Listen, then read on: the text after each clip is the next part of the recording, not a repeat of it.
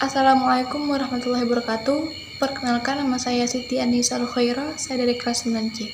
Di sini saya akan menyampaikan tentang sejarah pemberontakan APRA. Latar belakang sejarah dan akhir pemberontakan.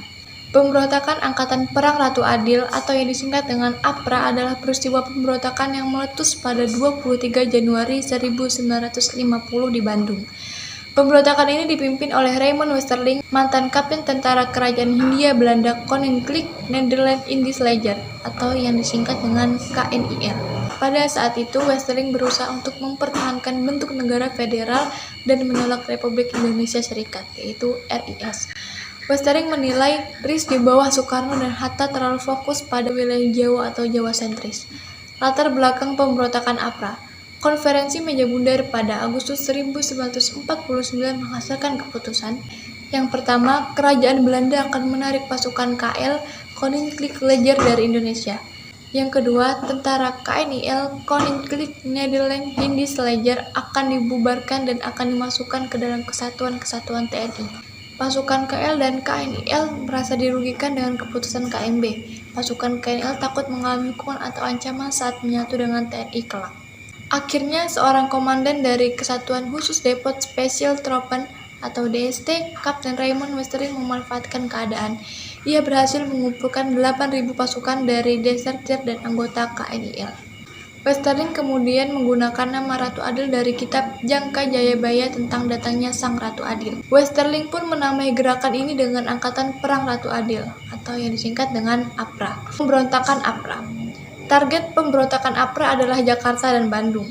Jakarta menjadi target sasaran sebab pada awal Januari 1950 sedang ramai dilakukan sidang kabinet RIS untuk membahas kembalinya Indonesia ke bentuk negara kesatuan. Kemudian, APRA juga menargetkan kota Bandung karena situasi kota belum sepenuhnya dikuasai oleh pasukan Siliwangi. Ditambah pula dengan basis kekuatan militer Belanda yang kuat di Bandung.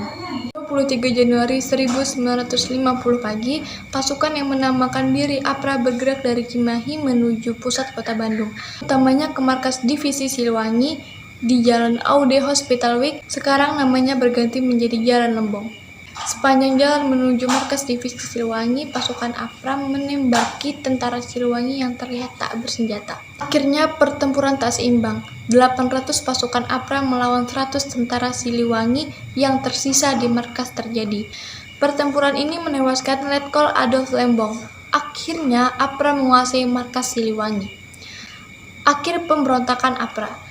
Pada Januari 1950, Presiden RIS Soekarno menunjuk Hamid sebagai Menteri Negara tanpa portofolio sekaligus koordinator tim perumusan lambang negara. Menteri tanpa portofolio adalah menteri pemerintahan tanpa tanggung jawab spesifik atau tidak mengepalai kementerian tertentu. Dalam sidang kabinet 10 Januari 1950, Hamid membentuk Panitia Rencana Negara. Kemudian diadakan sayembara pembuatan lambang negara. Di sisi lain, Hamid menjalin mufakat dengan Westerling karena ingin mempertahankan negara federal dan kecewa dengan jabatannya yang hanya sebagai menteri tanpa portofolio. Menurut buku modul Sejarah Indonesia kelas 12 oleh Kemendikbud, Hamid mengakui telah memberi perintah kepada Westerling dan Inspektur Polisi Frans Najon untuk menyerang sidang Dewan Menteri RIS pada 24 Januari 1950. Dalam penyerbuan itu, Hamid juga memerintahkan agar semua menteri ditangkap. Sedangkan Menteri Pertahanan Sultan Hamengkubuwono IX, Sekretaris Jenderal Ali Budiarjo, dan Kepala Staf Angkatan Perang RIS Apris Kolonel TB Simatupang harus ditembak mati. Muhatta turun langsung untuk berunding dengan Komisaris Tinggi Belanda. Akhirnya, Mayor Jenderal Engels yang merupakan Komandan Tinggi Belanda di Bandung mendesak Westerling untuk meninggalkan kota Bandung. Berkat hal itu, APRA pun berhasil dilumpuhkan oleh pasukan APRIS. Demikian yang dapat saya sampaikan pada video kali ini tentang sejarah pemberontakan APRA. Terima kasih. Wassalamualaikum warahmatullahi wabarakatuh.